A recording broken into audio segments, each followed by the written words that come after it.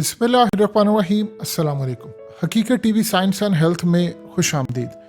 पाकिस्तान में एक ऐसा ख़तरनाक दिल खराश वाक़या होता रह गया है कि अब की बार अगर ये वाक़या हो जाता तो ज़िंदगी भर के लिए हम लोग ऑलरेडी हम भीख मांग रहे हैं, हम भीख भी मांगते तो कोई हमें भीख भी देने को तैयार ना होता। और चाइना स्टिल आपसे इतना नाराज़ है और इतना नाराज़ होता अगर ये वाक़या हो जाता। और ये पहला वाक़या नहीं है, इससे पहले सियालकोट का एक जाली तौहीन रसालत का वाक़या हुआ और अब एक ये वाक़या। अब इसकी तहकीकात होंगी तो पता चलेगा कि असल कहानी क्या है। कोहिस्तान के इलाके आप जानते हैं, वहाँ पर दासू हाइड्रो पावर प्रोजेक्ट के ऊपर काम हो रहा है और चाइनीज़ इंजीनियर्स और ये तमाम लोग वहाँ पर आए हैं। याद रहे चाइना की जो जनरेशन काम करी है वहाँ पर ये अपने माँ बाप की इकलौती औलाद है, तो उनमें जो चाइनीज़ इंजीनियर्स काम कर रहे हैं वो चाइना की गवर्नमेंट ने यहाँ पर लोग भेजे हैं जो काम कर रहे हैं। अब सूरत हाल ये पैदा हुई है कि इनमें से मोस्टली खुश नहीं होते जो वो ओवरसीज जाते हैं, क्योंकि वो अपने ना उनका कोई भाई होता ना कोई बहन होता, वो एक माँ बाप की औलाद है।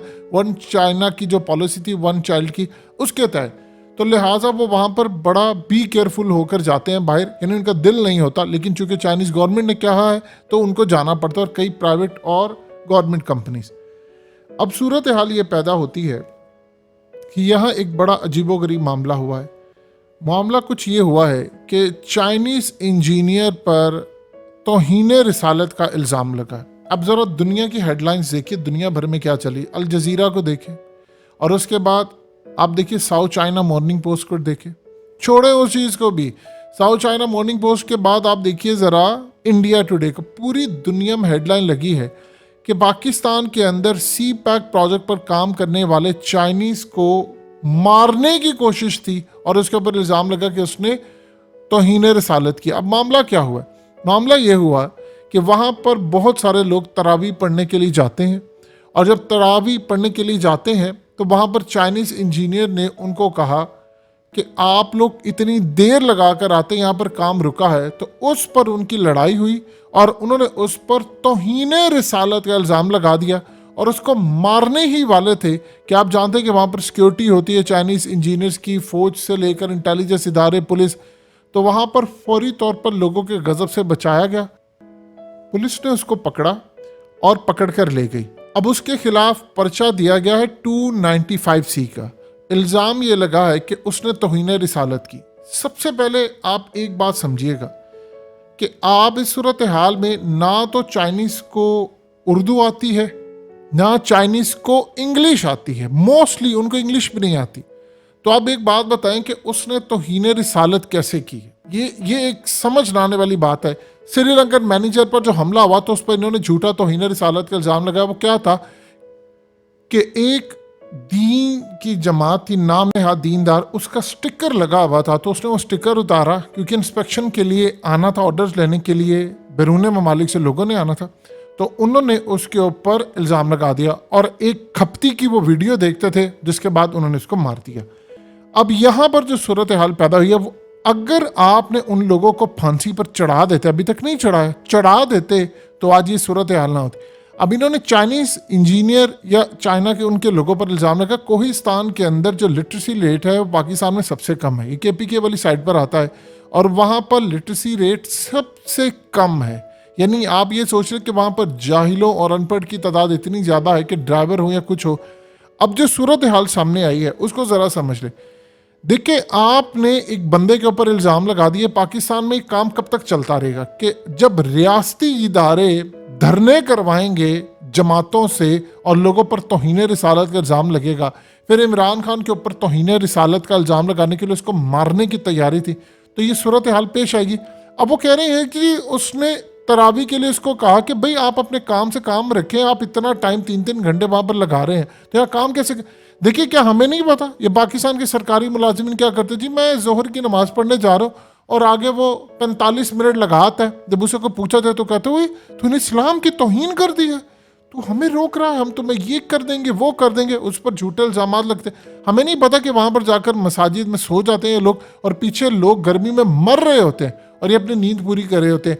ये क्या पाकिस्तानियों को पता नहीं है? और दूसरा, आप एक बात ज़रा समझिएगा, इस हदीस को तो ज़रा मद्देनज़र रखिए। सही बुखारी की हदीस है 7290। सबसे पहले समझे कि हमें तरावी का पता कहाँ से चला।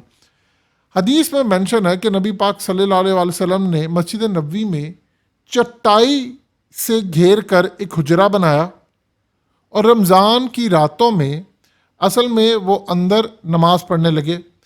تو ایک رات نبی پاک صلی اللہ علیہ وسلم کی آواز نہیں آئی. لوگوں نے سمجھا کہ آپ سو گئے ہیں، اس لیے ان میں سے بعض کھنگارنے لگے کہ تاکہ آپ باہر تشریف لے کریں. پھر صلی اللہ علیہ وسلم آئے اور فرمایا میں تم لوگوں کے کام سے واقف ہوں، یہاں تک کہ مجھے ڈر ہوا کہ کہیں تم پر یہ نماز تراویح فرض نہ ہو جائے. اس کو ویسے قیام اللیل کہا جاتا ہے، لیکن اردو ترجمے میں ہم تراویح کہتے ہیں.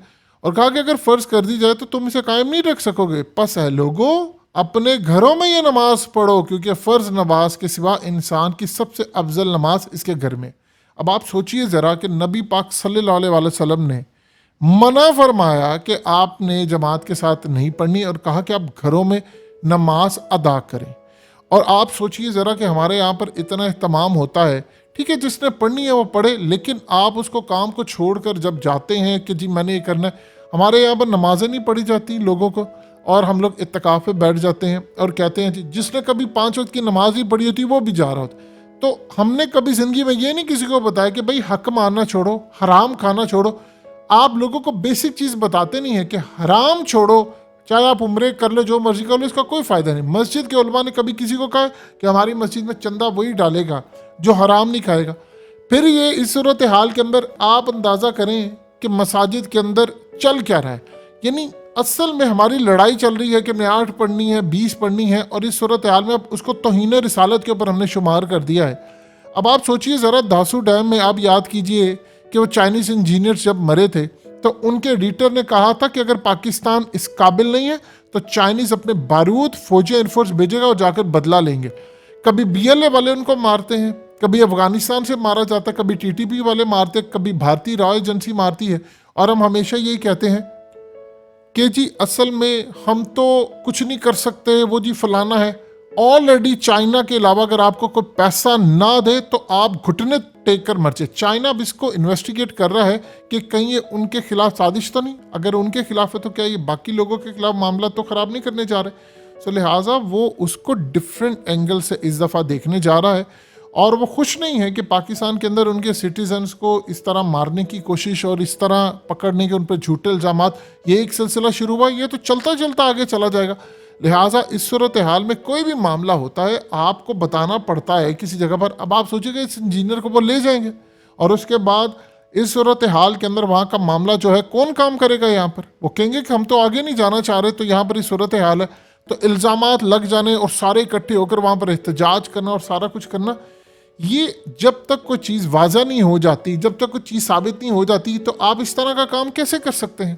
لہٰذا آپ ذرا اس تصویر کو دیکھیے کہ اس تصویر میں بھارت کے اندر ایپل کا سٹور کھولا جا رہا ہے، اور ہمارے یہاں پر ہم چائنیز جو رہ گئی تھی تھوڑی سی انویسٹمنٹ، اس کو بھی بگانے کے چکر میں ہے جب تک کوئی چیز پروف نہیں ہوتی. تو یہ جو صورتحال اس وقت پیدا ہوئی ہے وہ بڑی تباہ کن ہے، اور اس میں اصل میں ریاست ذمہ دار ہے. ماضی میں وہ دھرنے کرواتے رہے ہیں تو اس کا عمل تو یہی ہونا تھا.